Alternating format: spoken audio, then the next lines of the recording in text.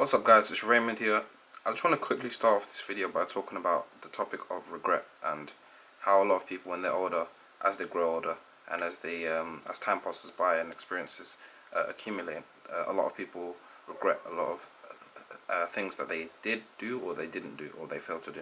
So I just want to talk about the topic of regret and how to limit your regrets in life. So I was upstairs getting changed and a random thought came to my head as to awareness and how the different levels of awareness exist and what the definition of intelligence is.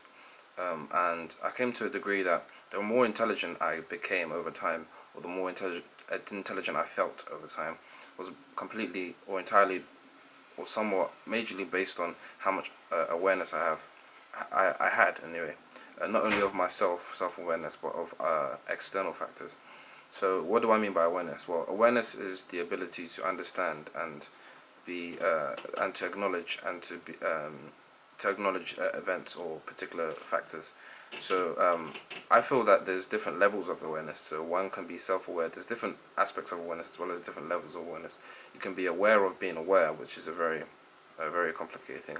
You can have awareness of being aware that you are aware, which is and I feel that this can almost go on infinitely, but I believe the human brain isn't capable of doing that due to its limits. So, what limits are there in terms of contemporary times, in terms of the way the brain functions as of today, and different the maximum level of awareness one can achieve? I don't know that. That's a tough question to answer, but I definitely know that you can be aware of being aware. And the more aware you are, the more things you're aware of, that contributes largely to one's intelligence. So take for the example, um, take for the example, um, existence. Take for the example, proving that you exist by being able to think. There's a philosopher called Rene Descartes who proved through a thought experiment that human beings must exist, or at least the mind must exist. The body not necessarily. He didn't necessarily believe the body to factually exist or to objectively be proven to exist, but the mind had to exist due to the fact that if you are thinking, then you must be aware that you are thinking, and to be aware of your thoughts must prove that there exist thoughts, and thoughts are exist in a mind, so the mind must exist. So basically, awareness, his awareness proved his existence, and if your awareness can prove your existence, awareness is a powerful tool. So if your awareness can prove your existence, what else can awareness prove? It proved to Rene Descartes that he exists, and it was an irrefutable fact that his mind exists, but he couldn't necessarily come to the conclusion that his body existed because his body was a physical thing. Um, some people argue that the mind is also a physical thing composed of neurons and chemicals.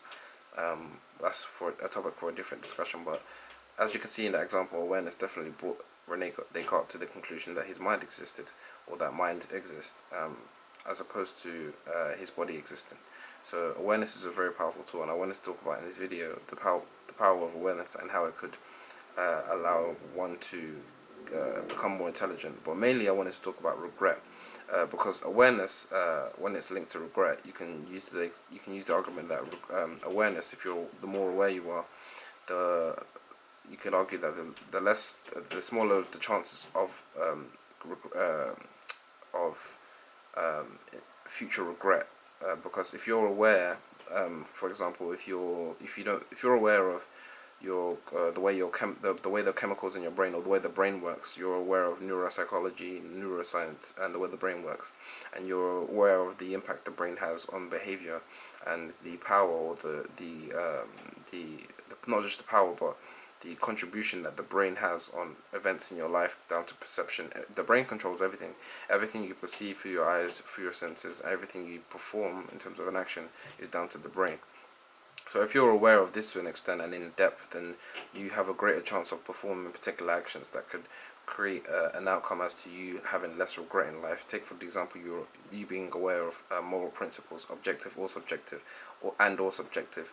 The better you are at understanding moral principles, the less likely you are to betray these moral principles, because you can only betray moral principles if you either don't agree with them or and take the example, if they're objective moral principles. If you disagree with objective moral principles, then there might be something wrong with you. So, well, not necessarily wrong in the fact that you might be stupid. I'm not necessarily calling you stupid. You might have a different outlook. Everyone has their own opinion, but if it's objective, that means it's not subject to subjectivity. So you can't necessarily debate on something that's objective. You can't necessarily put your own subjective input and expect other people to accept it because it's objective. It can't be refuted.